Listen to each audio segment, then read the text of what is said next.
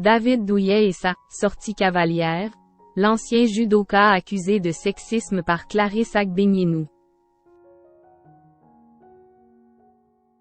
Lundi 20 février, Clarisse Agbenienou scène est prise à David Douillet sur les réseaux sociaux. La double championne olympique n'a pas aimé les critiques de l'ancien ministre des Sports, alors qu'elle a fait polémique après avoir refusé de porter la tenue de l'équipe de France. Kylian Mbappé aurait-il fait des accents aigus mules au sein du sport français?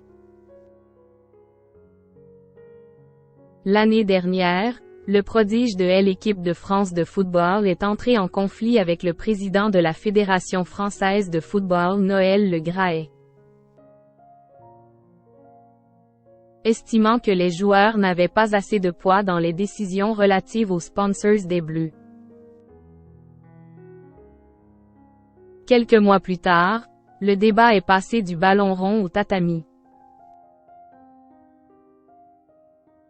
Vendredi dernier, la grande Clarisse Agbenienou a ainsi refusé de porter la tenue officielle de l'équipe de France de judo lors d'un tournoi à Tel Aviv.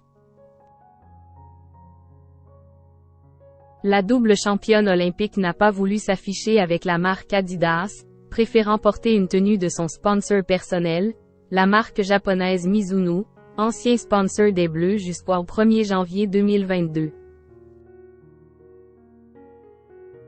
Une décision qui a suscité la colère jusque dans les plus hautes sphères du sport tricolore. David Douillet se permet de dire pas mal de choses insultantes. La quintuple championne du monde, devenue maman en 2022, s'est notamment attiré les foudres de David Douillet, présent sur le plateau des Grandes Gueules sur RMC samedi dernier.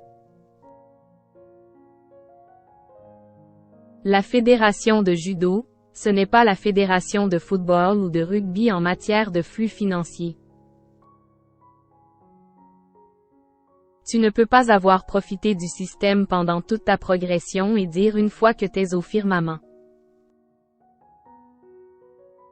Moi j'ai beaucoup plus d'argent, je représente beaucoup plus, que les autres se débrouillent a-t-il notamment déclaré. Des propos qui ne sont pas du tout passés auprès de Clarisse Agbenienou, qui a répondu avec colère sur Twitter. David Douillet se permet de dire pas mal de choses insultantes à mon égard mais ce n'est pas sa première sortie cavalière à l'égard des femmes, écrit-elle. Des accusations de sexisme qui ont beaucoup fait réagir sur les réseaux sociaux. D'autant que la grande championne n'a pas manqué de dévoiler que David Douillet faisait partie des fondateurs de la fameuse société en charge de l'immeuble de marque des Adidas pour les sports de combat. Comme un conflit d'intérêts dans l'air,